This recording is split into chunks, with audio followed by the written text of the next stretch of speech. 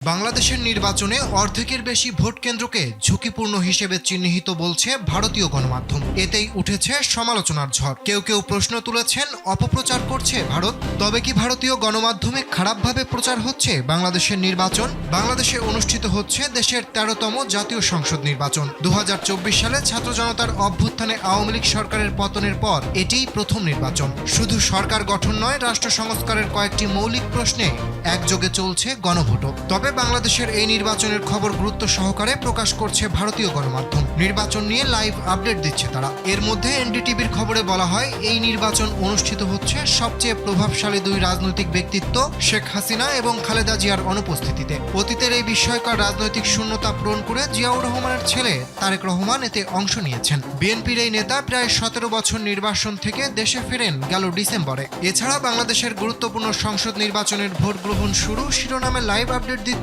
ভারতীয় সংবাদ মাধ্যম দ্য হিন্দু। এর প্রতিবেদনে বলা হয়েছে, বাংলাদেশের সাধারণ নির্বাচনের জন্য অর্ধেকের বেশি ভোট কেন্দ্রকে ঝুঁকিপূর্ণ হিসেবে চিহ্নিত করা হয়েছে। কর্মকর্তারা জানান, এসব কেন্দ্রের ৯০% সিসিটিভি নজরদারি থাকবে। ঢাকায় মোতায়েন থাকা অনেক পুলিশ সদস্য বডি ক্যামেরা ব্যবহার করবেন।